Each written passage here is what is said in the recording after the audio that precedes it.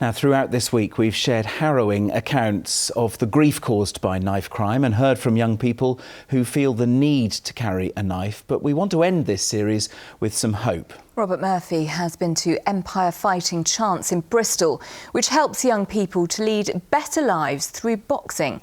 There he spoke to a violence reduction specialist, an outreach worker and a mentor to ask their thoughts on what can be done to get blades off the streets. One of my favourite sayings about what I used to do when I was younger was hurt people, hurt people. So, you know, I was hurt by life circumstances and my experiences, and I just started projecting that onto the rest of the world. And that kind of led me into a dark place where, you know, I felt like those were my only options. Like, I didn't feel like I could go and get a job like anybody else or something like that. I felt like my only options were to commit crimes. I classed prison as my second home. Like, I didn't have any self-worth. I think a lot of young people previously had carried knives from when I was growing up, but the consequences are more severe at the moment. We've had 3 deaths just with young people who we've worked with over the last year or so, 4 or 5 if you go back even further.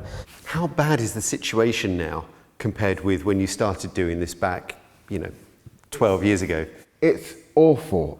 I don't think I've ever known a time like this, and I've been working with young people since 2011. I don't think that many children have been killed in Bristol since the Blitz, in one short period. Some of the young people who we're speaking to say that they'd rather be caught with a knife than be jumped without one. And that's just the sad reality of what it is at the moment. I think the access to sort of these zombie knives and machetes that they're able to buy online with sort of no checks or anything like that is insane. Socio-economic factors, growing up in single parent households, growing up in an area where there's not much opportunity, gentrification, it all affects these kids. So it's not just one reason what makes them want to come in here and change their life around. It's not an inner city urban problem. It doesn't just affect certain ethnicities or certain social classes. It's become a wider problem now, and these are happening in rural areas, suburban areas, as well as urban areas. Now, what I would say is that it's only a minority of young people, but there is a fear factor. We are getting more referrals than we've ever had before. We're seeing 30, 40, 50 referrals a month at the moment. And when I first started 6 years ago, it was less than that. It's really worrying, to be fair, but it's more about trying to tell these kids that they do have the freedom to go where they need to go and be who they need to be. It's just about how you affiliate yourself, how you avoid affiliation, and that's one of the main things I try and teach them. I think the majority of them, if offered an alternative, will take it. If you offer them an apprenticeship, training, skills, education, they will take that. I think even the ones that have been in gangs, I've spoken to kids about this, and they are looking for an alternative. Quite often the alternatives aren't there for them, or we're not able.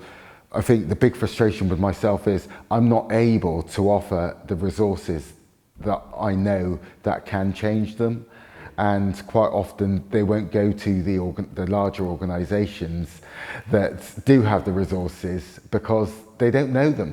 People are acting like knife crime's a new phenomena. It's not. Is it British culture to be involved in knife crime? The overall view of it is, do we support people that kill? And that I would think as humanity we need to really have a deep look at that. People are young people. They need our help. If we turn our back on them now, I think situations are only going to get worse. So there's a whole educational piece. I think we need to do a wider sort of collaboration with the communities, with the other youth organisations, with the police. So there's a wider piece of work to help these young people and hopefully help stop the current trend that is happening at the moment. Well, as we've said, we've spent all this week looking at how knife crime has affected our region. You can see the full investigation over on ITVX, including an interview with young people in Gloucester who admit to carrying knives every day, and our chat with the Chief Constable of Avon and Somerset Police about what's being done to tackle the problem.